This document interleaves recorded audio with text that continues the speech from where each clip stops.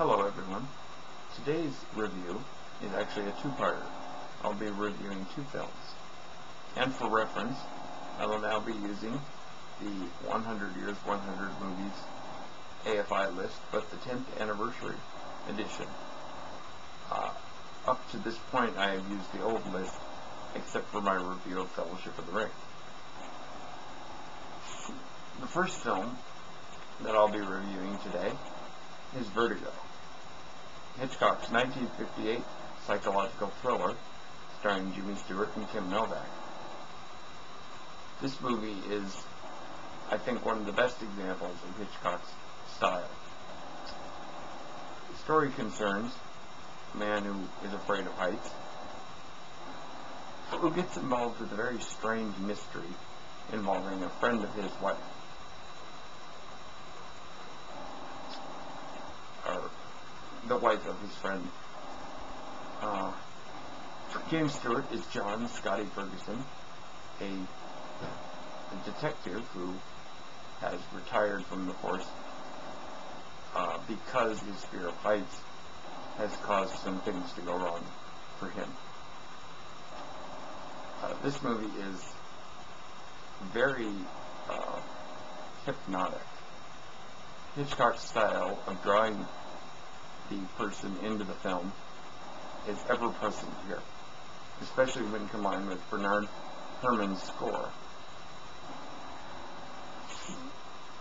This film is one of the better examples of Hitchcock's style, and I would definitely recommend it. It had me on the edge of my seat for the entire time, because I'd never seen it before and didn't really know anything about it before, other than that Jimmy Stewart's character was afraid of heights.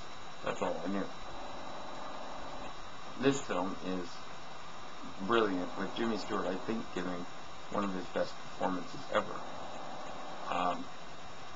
We often think of Jimmy Stewart as that caricatured, aw shucks ma'am kind of guy. But in this film, he definitely plays someone much more different than that standard view of him, and it really shows off his ability as an actor. I would definitely recommend this film, and this is a film that is hard to put down, because once you get into it, you want to know what's going to happen. And that is a great example of Hitchcock's style. Our second film is Stanley Kubrick's 1960 epic, Spartacus, starring Kirk Douglas, Gene Simmons, Laurence Olivier, Charles Laughton, and Peter Ustinov. This is a great epic on the scale of Ben-Hur and others. This film is very big. There's a lot going on, a lot of detail. Peter Ustinov won an Oscar for his role as the cowardly Bacchiatus, won Best Supporting Actor that year. Spartacus concerns Kirk Douglas as Spartacus, a slave-turned-gladiator who leads a revolt against the Roman Republic. This is in the final days before Julius Caesar's rise to power. And what the film really particularly highlights is the corruption of Rome prior to the creation of the empire. At this point, in many ways, it had almost become an empire. And this is set only a few years before Julius Caesar was to become a living god, and that when his nephew Augustus would found the Roman Empire. So this is set in a very fascinating time period.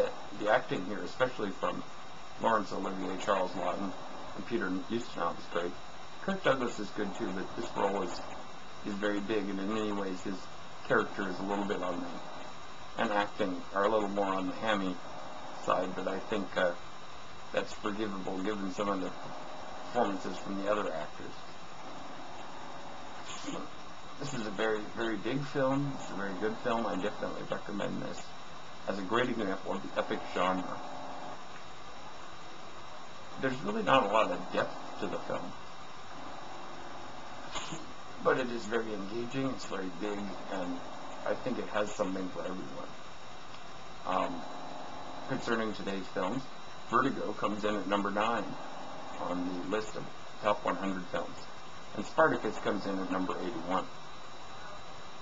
These films are very good, and good representations of their individual genres. I highly recommend them, and that's my reviews for today. Thanks. Bye-bye.